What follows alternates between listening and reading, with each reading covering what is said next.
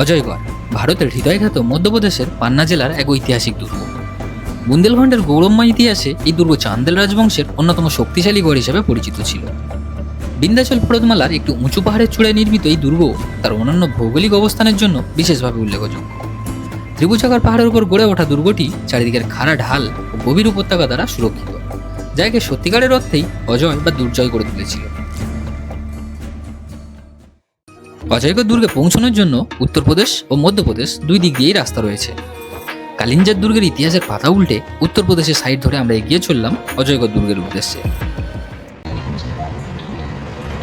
জঙ্গল ও পাহাড়ি উপত্যকার মনোরম পথ অতিক্রম করে আমরা একসময় পৌঁছে গেলাম অজয়গড় দুর্গের পাদদেশে অবস্থিত এই ছোট্ট গ্রাম। আমরা মেন রাস্তা থেকে এইরকম একটা সরু রাস্তা দিয়ে চলে এসেছি অজয়গড় ফোর্টে যাওয়ার মেন এন্ট্রিতে। এখান থেকে অজয়গড় ফোর্ট 1.5 কিলোমিটার রাস্তা। তো আমরা এখন যাব, এই রাস্তাটা উঁচুতে চলে গেছে সোজা পাহাড়ের ওপরে। অজয়গড় ফোর্টে পৌঁছানোর জন্য আমাদের এখান দিয়ে সিঁড়ি স্টার্ট করতে হবে। যেটুকু শুনলাম এখানকার স্থানীয় বাসিন্দাদের মুখে, আমাদেরকে মোটামুটি 450 থেকে 500টা সিঁড়ির ধাপ অতিক্রম করতে হবে অজয়গড় ফোর্টে পৌঁছানোর জন্য। তো চলুন আর অপেক্ষা না করে অজয়গড় ফোর্ট যাওয়ার জন্য সিঁড়িতে ওঠা শুরু করে দিই।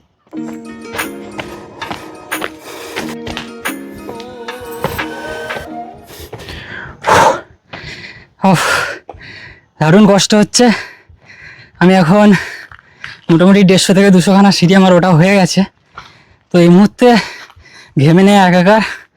এখনও মোটামুটি আমাদেরকে 200-250 সিঁড়ি উঠতে হবে। অজয়গড় ফোর্টের সিঁড়ি বেয়ে উঠতে উঠতে একটা বিষয় বারবার মাথায় আসছিল, এত উঁচু পাহাড়ের মাথায় দুর্গ তৈরি করার আসল কারণটা কী ছিল? কিছুক্ষণ ওঠার পরেই উত্তরটা যেন নিজে থেকেই মিলতে শুরু করলো। মোটামুটি 400 খানা সিঁড়ি আমার চড়া হয়ে গেছে, আর ফোর্ট পর্যন্ত 50-60 খানা সিঁড়ি বাকি আছে।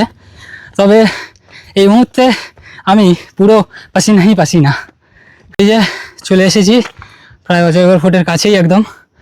এইটা মনে হচ্ছে মেন দরজা।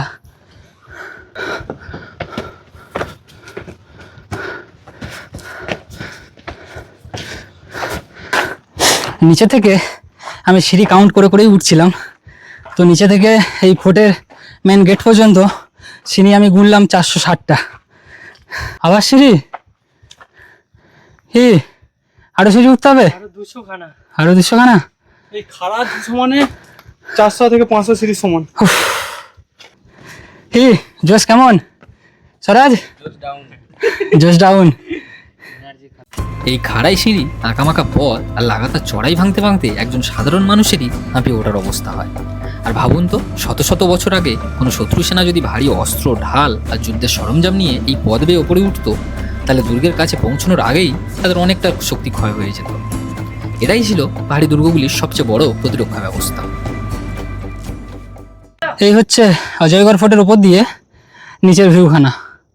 এরকম কষ্ট হলেও এইরকম একটা ভিউ ওপর থেকে দেখতে পেলে আর সেই কষ্ট মনে হয় না। চলে এসেছি এখন অজয়গড় ফোর্টের আরেকটি প্রধান সদর দরজায়।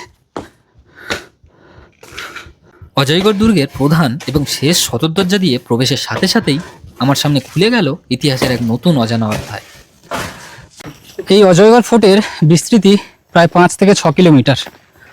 আর এখানে আপনাকে মোটামুটি এদিক ওদিক বিভিন্ন রাস্তায় ঘুরে ঘুরে বিভিন্ন জায়গাগুলো দর্শন করতে হবে।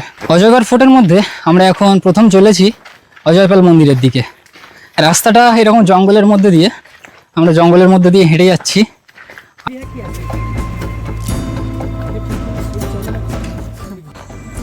এটা হচ্ছে অজয়পাল জলাধার, আর তার পাশে রয়েছে এটা অজয়পাল মন্দির। অজয়পাল জলাধারের পাশ থেকে আমরা এখন জঙ্গলের মধ্যে দিয়ে যাচ্ছি নয় দেবীর টেম্পেলে।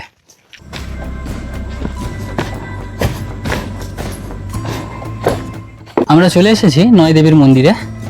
এখানে পাথরের গায়ে খোদাই করে 9টা দেবীর মূর্তি আঁকা আছে। এখানেই এই 9 দেবী পূজিত হয়। এখানে এক বিশাল পাথরের গায়ে খোদাই করা এই লেখাটি অনেকটাই দেবনাগরী লিপির মতো, কিন্তু এটা এক প্রাচীন লিপি। কিছু শব্দ আন্দাজ করতে পারলেও এর রহস্য আজও সবার কাছে অজানা। স্থানীয় কিছু মানুষজন আমাদেরকে বললেন যে এই জঙ্গলের মধ্যে ভাল্লুক, নেগড়ে বা এরকম জাতীয় কিছু ক্ষতিকারক জীবজন্তু ঘুরে বেড়ায়। আর এখানে যেহেতু ভিতরে কোনো গাইড নেই বা গার্ড নেই, সেহেতু আমাদেরকে একটু তাড়াতাড়ি এইখান থেকে দেখে বেরিয়ে যেতে বললেন। এরপর জঙ্গলের ভিতরের তারজালের বেড়া গুলে আমরা রওনা দিলাম রংমহলের দিকে। প্রাচীন পাহাড় আর জঙ্গলে ঘেরা এই নির্জন পথে হাঁটতে হাঁটতে এক অন্যরকম রোমাঞ্চ অনুভব করছিলাম। আর সত্যি বলতে কিছুটা এগিয়ে যখন গুপ্তযুগের সেই প্রাচীন মন্দিরগুলো দেখা পেলাম, তখন আমার আনন্দের আর সীমা রইল না। এখন চলে এসেছি রংমহলের সামনে। আমার পিছনে যেটা দেখতে পাচ্ছেন সেটা হচ্ছে রংমহল। এক মুহূর্তের জন্য এই মহলগুলো দেখে আমি স্তব্ধ হয়ে গেছিলাম। কয়েকশো বছরের পুরনো এই মহলসমূহ আর সেখানে পৌঁছানোর জন্য চড়াইয়ের এই সিঁড়িগুলো স্পষ্টই জানান দেয় একসময় এই মহল প্রাঙ্গণ কতটা জাঁকজমকপূর্ণ ও মহিমান্বিত ছিল।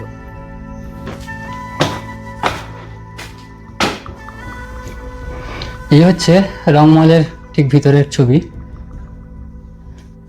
রংমহলের স্থাপত্যে চান্দেলা শিল্পকলার ছাপ স্পষ্ট লক্ষ্য করা যায়।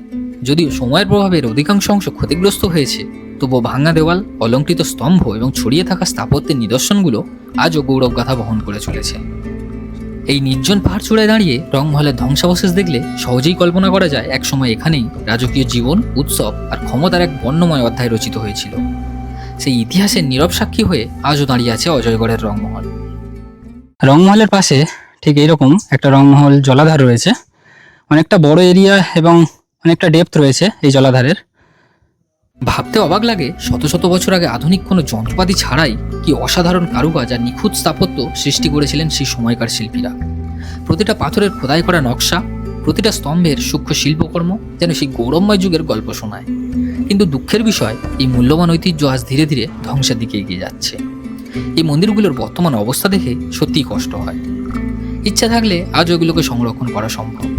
সরকার বা পর্যটন বিভাগ উদ্যোগ নিলে খাজুরাহোর মন্দিরগুলোর মতোই এই প্রাচীন নিদর্শনগুলোকেও নতুন করে সংরক্ষণ ও পরিচর্যা করা যেতে পারে। এখন আমরা জঙ্গলের মধ্য দিয়ে হেঁটে যাচ্ছি বাবা ভূতেশ্বরে। কতটা ডিস্ট্যান্স এখান থেকে আমরা ঠিক জানি না, আন্দাজও নেই। এখানে নেটওয়ার্ক তেমন একটা নেই। আমরা অজয়গড় ফোর্টে ঘোরার জন্য আপনারা কোনো লোকাল গাইড পাবেন না, আপনাদেরকে নিজেদেরকেই ঘুরতে হবে। বাবা ভূতেশ্বরে যাওয়ার জন্য আমাদেরকে কোন রাস্তায় নামতে হবে সেটা আপনাদেরকে একবার দেখাই। কতটা রিস্কি রাস্তা সেটাই একবার দেখুন। এই রাস্তা ধরে আমাদেরকে নিচে যেতে হবে বাবা ভূতেশ্বরে। আর এই হচ্ছে এখান থেকে পুরো নিচের ভিউটা। তো চলো নামা যাক এখন বাবা ভূতেশ্বরের দিকে।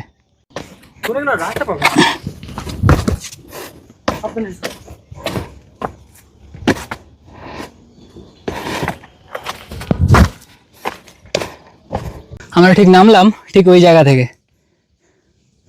এখনো আমাদেরকে অনেকটা নিচে যেতে হবে এখনো।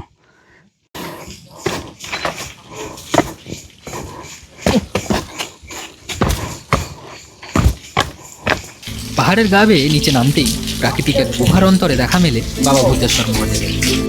চারপাশের নীরবতা আর গুহার অন্ধকার পরিবেশে যেন জানান দেয় এটি শুধু একটি মন্দির নয়, শতাব্দী প্রাচীন বিশ্বাসের এক জীবন্ত প্রতীক।